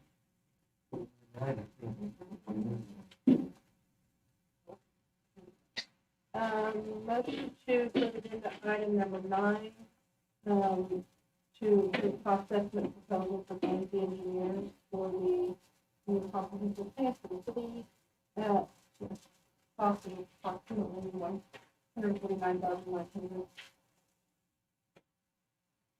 Second. So motion second for approval of item number 9. Yes. Yeah. Yes. Thank you very much. Look forward to working with you. Thank you all so much, guys. Yeah, thank you all. I guess the next question, you done yet? Made our day. Thank you so much. I know you may even be higher on the agenda, but. Yeah. Not necessarily though, by the way. Thank you. Have a good evening. Item number 10, discussion possible action on ordinance number 889, amending the Newcastle Court Ordinance, are repealing certain provisions of Title 13, Chapter 131, offenses against public morals relating to non-intoxicating beverages, amending the definition of alcoholic beverage and minor, and repealing the definitions of intoxicating beverage and low-point beer to conform with state law. I will let Camille speak to this one because I believe she is. I directed it. Right. This is really, clean up ordinance, following the changes and the changes to alcoholic beverages, we no longer distinguish between intoxicating beverages and non-intoxicating beverages, it's just alcoholic beverages now, so we're planning to propose adopting this treatment on state law. And mostly the changes are from the ordinance that we adopted around 2009, I think, regarding party house. That ordinance was adopted in order to get some grants at the time. And we did it. So we're sending it out. This that big change we had, like, whatever, right before COVID, in November of 19, whatever, is that what it was? Well, the reason I asked, because we saw something the other day, restaurants said they were gonna have some more changes, like where people could like leave the premises with like a container, and I was like, wait, I've heard of any new ones, so this is the first one, so where the beer was changed to the point, whatever, I don't know. No, it's okay, I don't mean it like that, I'm just wondering, is there more that I don't know about? Okay. No, it takes a while for all those out. It's constant cycle. Make a motion to approve item number 11, I'm sorry, item number 10. Second. Motion second for approval of item number 10. Yes. Yes. Did I not hear you? Delayed. No, I was delayed. Item number 11, discussion of possible action on adoption of emergency clause, ordinance number 889. Motion approved, item number 11, emergency clause, number 889. Second. Motion second for approval of emergency clause. Mike Fulton, Yes. Kennedy. Yes. Marcy White. Yes.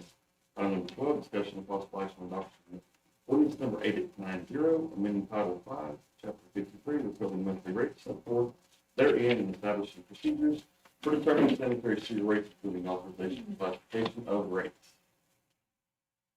This ordinance was basically, this item was basically brought forward because our rates that are in ordinance currently do not match what's being charged, if I'm correct. And that's net found this one, and so basically, we just need to ensure that this ordinance reflects what we're actually charging. Oh, the calculation. Well, we don't need to change we just repeal The rates rates. that are in the code, because we do not set rates by code. we set Set by rates. resolution, that's correct. Okay, okay. Yeah. And these were a remnant of something from long ago that was still in the code that it needed to go. We had a conflict with it. I'll make a motion to approve item 12. I'll second. Motion second for approval of item number 12. Yes. Yes. Yes. Item number 13, discussion of possible action on adoption of emergency clause, ordinance number 890. Motion approved, agenda number 13, for ordinance 890, emergency clause, ordinance 890. Second. Motion second for approval of the emergency clause. Jean Reed? Yes. Marcy White? Mike Fulton? Yes. Yes. Item number 14, discussion of possible action on adoption of resolution number 2021-06, establishing the 911 emergency telephone fee rate for calendar year 2022. I mean, basically, this is just a standard 911 emergency fee that has to be adopted every year by the city. Motion approved, agenda number 14, establishing the 911 emergency fee rate for 2022. Motion second for approval of item number 14. Jean Reed? Yes. Marcy White? Yes. Yes. Item number 15, city manager's comments. Please remind me what I was going to speak to. Because I got tuned into the conference. That thing you said you were thinking about it, The you already traffic. have plans, you already have ideas.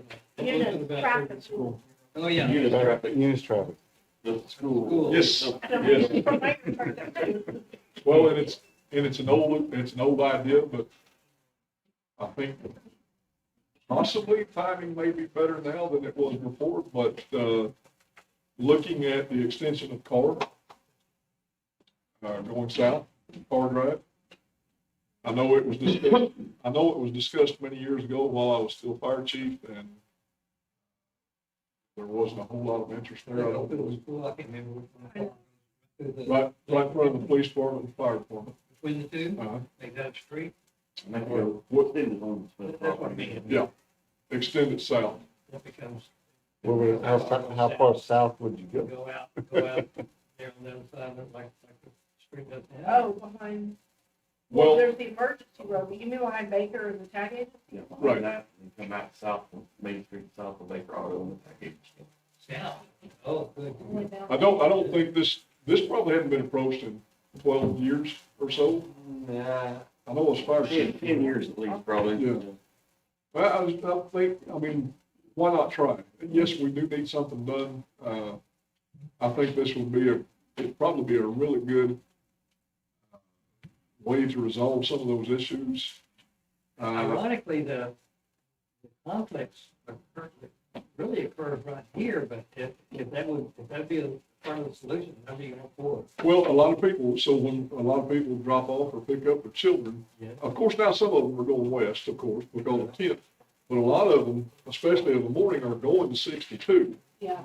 So if we had a way, and some of them go south on 62. So if we had a way to split those off that are actually going back east here to 62 Highway, I think we could clear this out a lot quicker. Any idea like that? And almost be part of the solution to be able to go around behind the school too, to get down the car, extended car, because they don't have any place to go once they drop the kid off. They either have to turn left. So once they get this far in, Kevin, getting back to Clark even would be a little bit of a challenge, but. Well, we saw Jim go through now too, though. Yeah, but somehow it becomes a three-way standoff right there, right here at this point. Anyway, it's outside my area, but anything you do on it, I think the school and the patrons will really appreciate it. Well, I mean, who knows? You know, but I thought about it over the weekend, There'll be and I some thought advantage in that.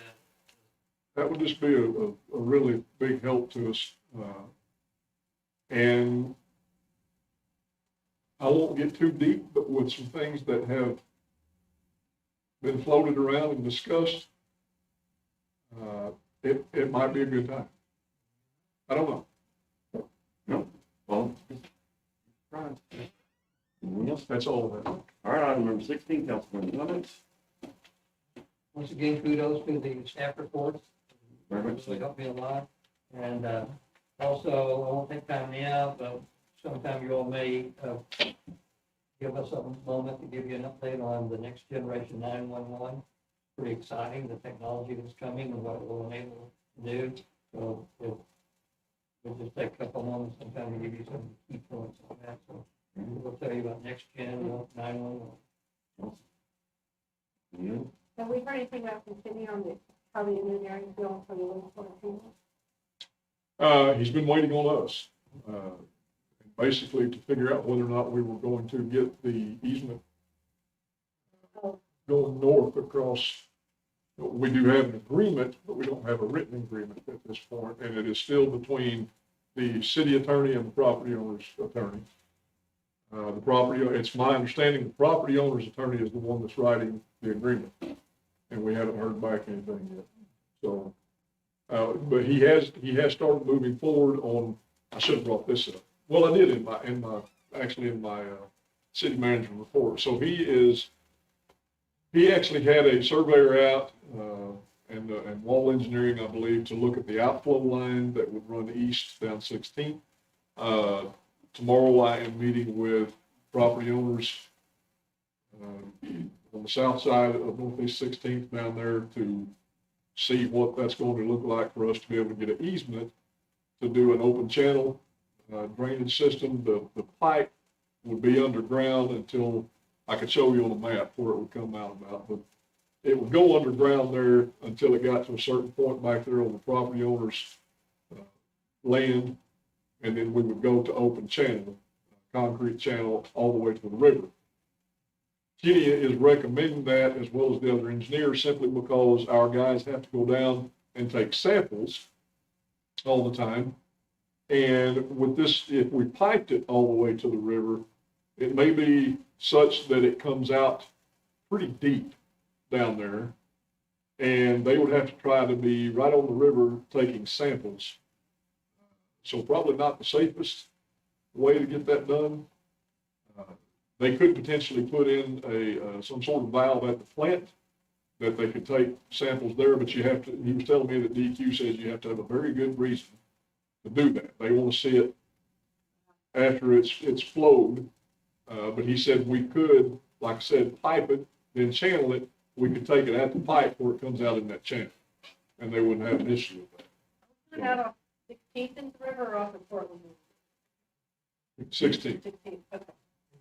So, that is, like I said, we're meeting with them tomorrow. We're gonna, kind of see what that looks like as far as being able to obtain easement for that and, move on from there. You're optimistic? I am optimistic. Any council member comments? Item number 17 is adjournment. Second. Motion second to adjourn, all in favor, say aye. Aye. All opposed? They are adjourned.